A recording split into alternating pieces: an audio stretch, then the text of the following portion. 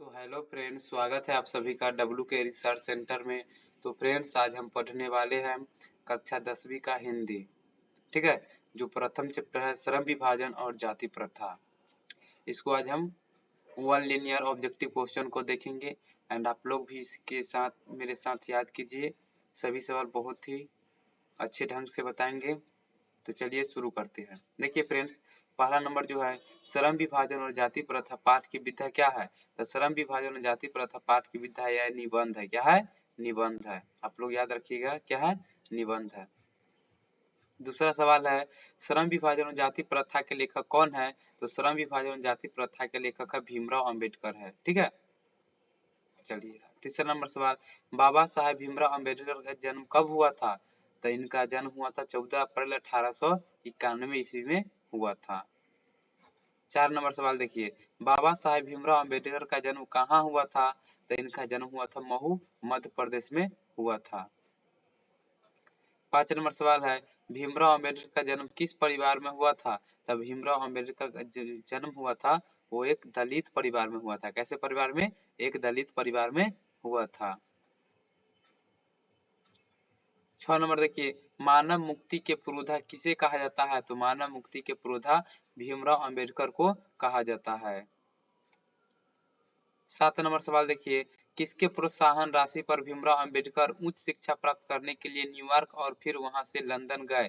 तो ये बड़ौदा नरेश के प्रोत्साहन से लंदन के बाद कहाँ गए। तो न्यूयॉर्क, फिर वहां से लंदन। देखिए 8 नंबर सवाल है भीमराव अंबेडकर के चिंतन व रचनात्मक के प्रमुख प्रेरित व्यक्ति थे। तो 3 प्रेरक व्यक्ति थे, जो है बुद्ध है, कबीर है और ज्योतिबा फूले है। उनके 3 प्रेरक व्यक्ति थे, बुद्ध, कबीर और ज्योतिबा फूले। 9 नंबर सवाल देखिए, भारत के संविधान निर्माण में किसकी अहम भूमिका थी। तो भारत के संविधान निर्माण में किसकी अहम भूमिका थी। तो भीमराव अंबेडकर की अहम भूमिका थी।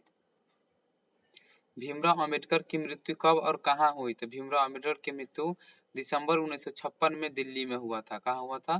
तो दिल्ली में। कब हुआ। तो दिसंबर 1956 में। 11 नंबर है द कास्ट इन इंडिया के लेखक कौन है। द कास्ट इन इंडिया के लेखक है भीमराव अंबेडकर। ठीक है, चलिए 12 नंबर है बुद्धिज्म एंड कम्युनिज्म के लेखक कौन है। तो इसके लेखक भी कौन है। तो भीमराव अंबेडकर ही है। 13 नंबर है बुद्ध एंड हिज धम्मा के लेखक कौन है। तो इसके लेखक भी भीमराव अंबेडकर है। बाबा साहेब भीमराव अंबेडकर का संपूर्ण वाङ्मय कितने खंडों में प्रकाशित हो चुका है। तो इनके वाङ्मय 21 खंडों में प्रकाशित हो चुका है। श्रम विभाजन जाति प्रथा बाबा साहेब अम्बेडकर की किस भाषा से लिया गया है। तो ये लिया गया है एनिहिलेशन ऑफ कास्ट से लिया गया है। बाबा साहेब के विख्यात भाषण एनिहिलेशन, क्या है। एनिहिलेशन ऑफ कास्ट का हिंदी रूपांतरण किसने किया। तो इसका हिंदी रूपांतरण ललाई सिंह यादव ने किया था। 17 नंबर सवाल है भारत में बेरोजगारी का मुख्य कारण क्या है। तो भारत में बेरोजगारी का मुख्य कारण क्या है। तो ये जाति प्रथा है। क्या है। तो ये जाति प्रथा है भारत में बेरोजगारी का मुख्य कारण। 18 नंबर सवाल देखिए, जाति प्रथा स्वाभाविक विभाजन नहीं है, क्यों। तो ये रुचि पर आधारित नहीं होने के कारण यह स्वाभाविक विभाजन नहीं है। 19 नंबर सवाल है आदर्श समाज स्वतंत्रता, समानता और भ्रातृत्व पर आधारित होगा, किसने कहा था। तो ऐसा भीमराव अंबेडकर साहब ने बोले थे। 20 नंबर सवाल है भारत में बेरोजगारी का प्रमुख व प्रत्यक्ष कारण क्या है। तो भारत में बेरोजगारी का प्रमुख व प्रत्यक्ष कारण है जाति प्रथा। ठीक है, 21 नंबर सवाल देखिए, आधुनिक सभ्य समाज श्रम विभाजन को आवश्यक क्यों मानता है।